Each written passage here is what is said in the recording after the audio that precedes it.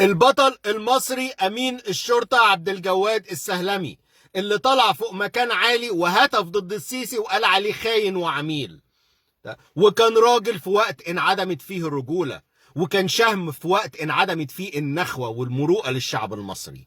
تمام، في وقت اللي الناس بتخاف، الشعب المصري كله بيخاف يكتب كومنت بس على فيسبوك. الغريبه مش في انه طلع وهدف ضد السيسي، ده الطبيعي انك تطلع وتقول اللي انت عايزه في الوقت اللي انت عايزه في المكان اللي انت عايزه، ده حاجة طبيعية جدا، ده المفروض ده حق الناس كلها في العالم كله. ولكن الغريب في الموضوع ان الناس اللي ماشية في الشارع اللي عمالين يشوفوه، اما بيبصوا بس كده عليه وياخدوا بعضهم ويمشوا، اما واقفين يتفرجوا كده عاملين زي الخيال المآتة، اما ماسكين موبايلاته وعمالين يصوروه. ده كل اللي بيعملوه. مفيش واحد من اللي كان بيبص عليه هتف معاه او اتكلم معاه او ايده او دعمه او فتح بقه بس دعما ليه. تحس ان الشعب المصري مات، مش ماتت نخوته، هو نفسه مات، ما بقاش في شعب مصري. طب وده اللي النظام المصري عارف، فهم الكلام ده دلوقتي، وعارف ان الشعب المصري ما فيش منه امل، فبقى بيعمل اللي هو عاوزه فيكو. على رأي منى الشاذلي، الشعب المصري كله بقى مفنس للسيسي، يعمل فيكو اللي هو عاوزه، ومحدش بيقدر يفتح بقه ولا حد بس يقول ادي الشعب المصري، ادي الشعب المصري اللي 100 مليون 100 مليون كلهم مرعوبين بس يكتبوا كومنت على فيسبوك، يبصوا الواحد بس يهتفوا معاه او يأيدوه او يقولوا اي كلمة حق ولو بصوت واطي. ابدا مفيش ولا واحد فتح بقه. هم دول الشعب هو ده المصريين اللي احنا نعرفهم، هم دول المصريين اللي عندنا امل فيهم. ويقول لك هيقوموا بثوره وهيشيلوا نظام ويشيلوا سيسي. مين اللي تشيلوه؟ السيسي قاعد على باخلاقكم دي، بصفاتكم دي، باستسلامكم ده، بانبطاحكم ده هو قاعد على قلوبكم مدى الحياه لغايه ما تموتوا. انتوا اللي تموتوا، مش هو اللي يموت، انتوا اللي هتموتوا. من الجوع بقى، من الفقر، من الذل، من المهانه، من السجن، من ايا كان بقى طريقه الموت اللي هتموتوها. انتوا بقوا نصيبكم. والله اعلم عبد الجواد السهلمي ايه اللي بيحصل له دلوقتي. ويا عالم، ممكن جدا الساعات الجايه ولا الايام الجايه نسمع خبر وفاته بهبوط حد في الدوره الدمويه، ولا بانتحاره، ولا بالكلام الفارغ اللي بنسمعه كل مره. وحتى المعارضين السياسيين اللي بره تقريبا ما فيش حد دلوقتي بيتكلم عليه. ليه؟ لأن المعارضين اللي بره مش خايفين يتكلموا عليه ولا مش عاوزين يتكلموا عليه، بس فقدوا الأمل في إنهم يتكلموا ولا يدافعوا عن المصريين. حسوا إن الشعب المصري ده خلاص ما بقاش فيه منه أمل نهائي. الشعب المصري ده مات.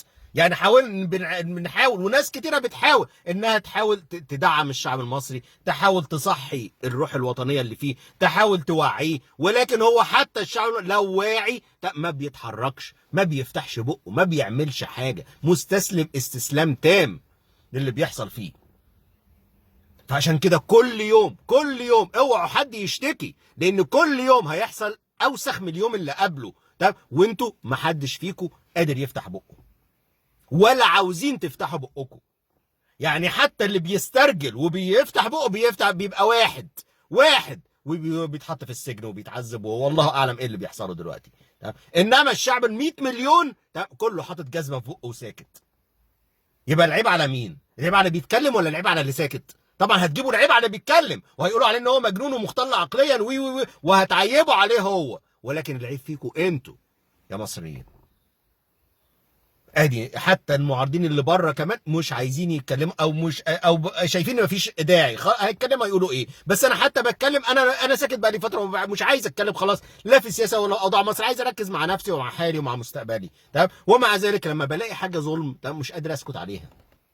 ده ظلم واقع على المصريين، ما حدش بيتكلم عليه ومش عاوزين يتكلموا عليه، ويأسوا من الكلام. الناس زهقت من الكلام ومن الدفاع عن حقوقهم كلهم، بس عمالين الشعب المصري كله عمال يصوت من الاسعار. ده اللي بتعملوه.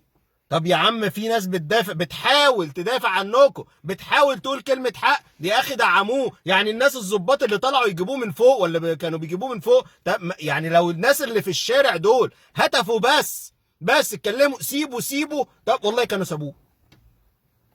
لكن مفيش اللي يبص له ويمشي، اللي يتفرج عليه بس عمال يتفرج كده عليه وهو ساكت، يا اما عمال يصورهم. ادي كل اللي بيعمله الشعب المصري، بيتفرج وبس، بقه ده ما بيتفتحش. وعاوزين حريه هتجيلكم منين؟ حريه هتجيلكم منين؟ الغنى او مش الغنى كمان يعني اوضاع معيشيه كويسه هتجيلكم منين؟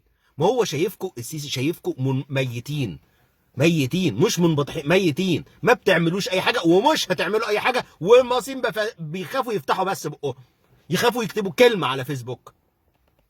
طيب يبقى في منكم امل؟ يبقوا متخيلين الاوضاع هتتحسن؟ في احتمال حاجه تتحسن؟ هيفضل الوضع على ما هو عليه، لا مش على ما هو عليه، ده هيبقى كل يوم اسوأ من اليوم اللي قبله. وده اللي بيحصل، ده اللي بنشوفه للاسف. انا مش هقول بدات افقد، انا خلاص فقدت الامل في الشعب المصري. الله اعلم ايه اللي هيحصل في الفتره الجايه. وربنا مش مع الضعيف، ربنا دايما مع القوي. يعني عايز اقول ربنا معاكم، بس ربنا بيقف مع الشخص القوي. لكن انتوا ولا اقوياء ولا ضعفاء، انا بحس انكم خلاص الشعب المصري مات واندفن.